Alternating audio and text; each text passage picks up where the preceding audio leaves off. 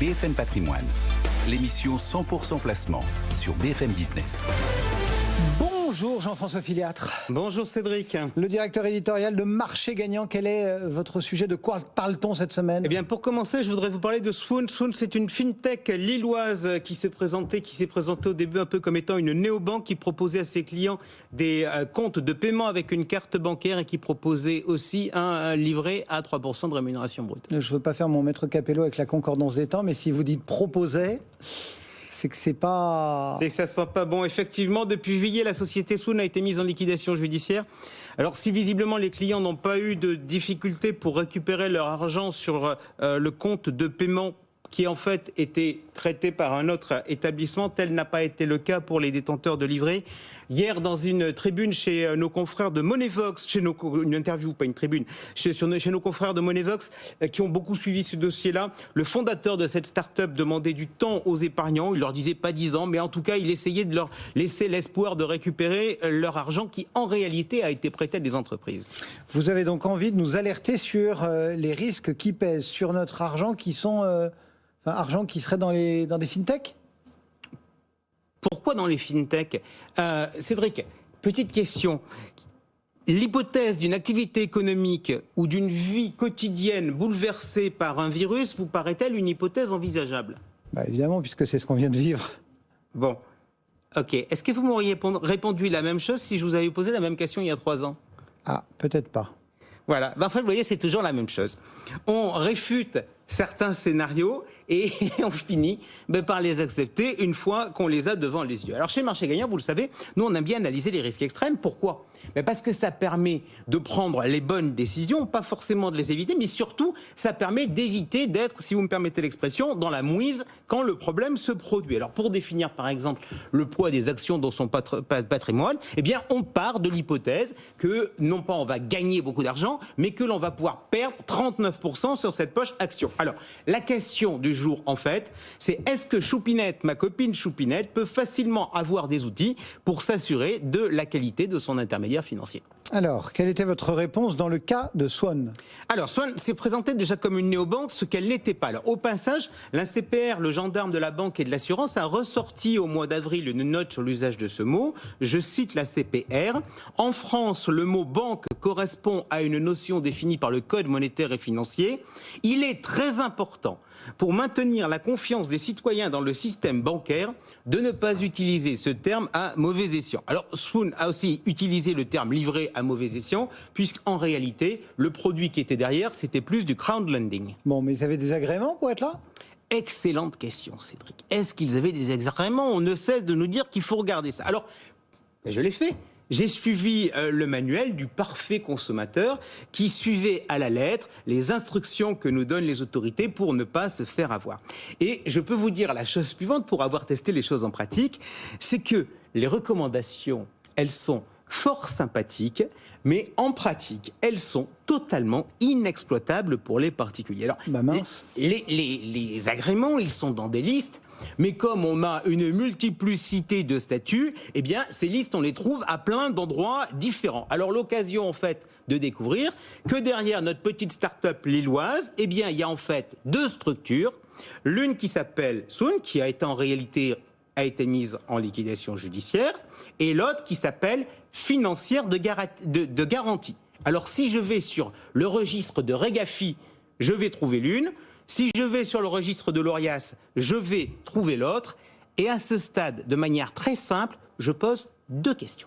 J'imagine que c'est la première. La première est de savoir si on ne pourrait pas tout mettre au même endroit. Ce serait plus simple. Vous avez le bon sens de Choupinette. Voilà. Alors j'entends bien. Je sais qu'il y a des problèmes de structure, qu'il y a la CPR d'un côté, qu'il y a la MF de l'autre, qu'il y a l'Orias, qu'il y a les associations professionnelles de CIF. Je le sais tout ça. Mais franchement, il faut surpasser tout ça pour que le client puisse sur un seul site tout retrouver. Je rappellerai quand même à tout ce beau monde-là que nous sommes quand même dans un univers technologique et au XXIe siècle. Bon, ça c'était la première question que j'avais un peu cramée. La seconde, c'est quoi? La seconde, c'est, dans le cadre de Swoon, c'est est-ce qu'il est acceptable qu'une société utilise une marque commerciale qui correspond également à le nom d'une autre société alors qu'en fait, les agréments ne sont pas exactement les mêmes.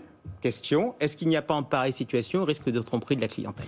Donc vous vous attaquez sur le problème d'une petite fintech, mais avec les grosses banques, parce que ça pourrait être aussi une réponse, de tout mettre dans des grosses banques, en se disant le problème ne se pose pas là. Too big to fail. Et Cédric, est-ce que l'hypothèse d'une activité économique ou d'une vie quotidienne qui est bouleversée par l'activité d'un virus, ça va aller, oui. vous paraît pas être une hypothèse envisageable ? Lehman Brothers, 2008, c'était il y a 13 ans. C'était une banque régionale ou c'était un gros truc ? Bon, donc il faut être aussi regardant sur les grandes banques. Comment est-ce qu'on fait ? On écoute le régulateur dans ces cas-là ? Non, ça sert à rien. Je suis vraiment désolé. Parce que finalement, sa mission, il nous l'a dit tout à l'heure dans le propos sur les néobanques, sa mission, c'est de maintenir la confiance dans le système. Donc, je suis au regret de vous le dire, mais d'un point de vue journalistique, ne rêvez jamais d'inviter le gouverneur de la Banque de France sur ce plateau pour parler avec lui des difficultés d'un établissement financier, pour venir chanter tout va très bien Madame la Marquise éventuellement, mais pas pour faire ça. Donc, pour mémoire, je rappelle quand même qu'en 2008, officiellement, il n'y a pas eu le moindre souci en France sur le secteur bancaire et le secteur assurantiel. En réalité, il y en a eu, mais ils ont été gérés, on a évité les faillites. Pour autant, moi, je peux vous dire qu'il y a certains établissements, il y a les clients de certains établissements qui ont été pénalisés, notamment en assurance vie, mais chut, il ne faut pas éroder la confiance. Bon, s'il ne faut pas éroder la confiance, comment fait Choupinette pour savoir ? Eh bien, Choupinette, aujourd'hui, je l'ai envie de lui parler des stress tests qui ont été menés cet été par l'autorité bancaire européenne et la Banque centrale européenne. Vous nous donnez les résultats ? Non. Je commence, si vous le voulez. Parce qu'il ne faut pas éroder la... Non, je commence en fait par vous donner le scénario. Pourquoi ? Parce que je vous l'ai dit, chez Marché Gagnant, on trouve utile de s'interroger sur les risques extrêmes. Donc le premier intérêt que je vois dans ce stress test, c'est de regarder le scénario qu'ils ont pris pour regarder le scénario noir, le scénario galère. Alors, je vous oublie tous les critères macroéconomiques, l'inflation, la croissance, le chômage, etc. Juste pour me focaliser sur la partie marché, sur la partie France. Que nous dit le pire des scénarios à échéance 3 ans ? Donc on a passé 21, 2021, 2022, on est fin 2023. Sur la période, l'hypothèse, c'est l'immobilier en France peut baisser de 15,4%, l'immobilier commercial perdrait 35,9% et les marchés perdraient 35% après avoir perdu 50% la première année. Bon. Que vous inspirent ces chiffres, vous qui aimez des chiffres catastrophes ? Alors justement, par rapport à l'approche, on va commencer par le résidentiel. Nous, chez Marché Gagnant, on part du principe que le prix du résidentiel, ce n'est pas un sujet pour Choupinette. Pourquoi ?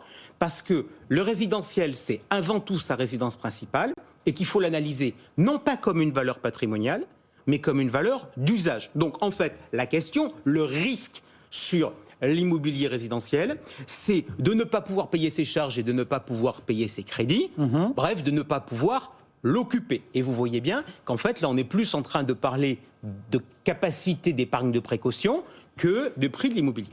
Sur les chiffres de l'immobilier commercial, je trouve le sujet intéressant. Surtout, si j'en parle, c'est que je pense qu'il faut attirer l'attention des épargnants qui font des arbitrages en assurance vie du fonds en euros vers les SCPI, en se disant, je vais avoir une meilleure performance. Pourquoi ? Parce qu'il faut qu'ils aient bien conscience de la situation.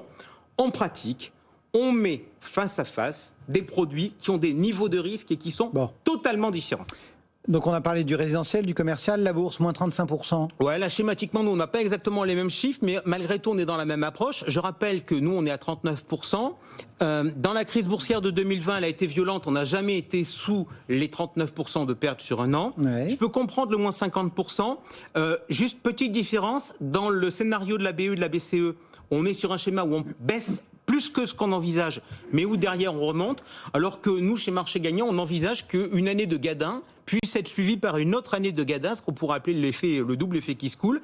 Donc, en ce sens, je suis un tout petit peu plus dur que les stress tests de la BE, qui ont pourtant été présentés comme étant excessivement violents. Et nos grands banquiers, du coup, comment ont-ils résisté ? Eh bien, la mesure qu'on a dans le critère, c'est le Common Equity Tier 1, c'est grosso modo la capitalisation par rapport au risque.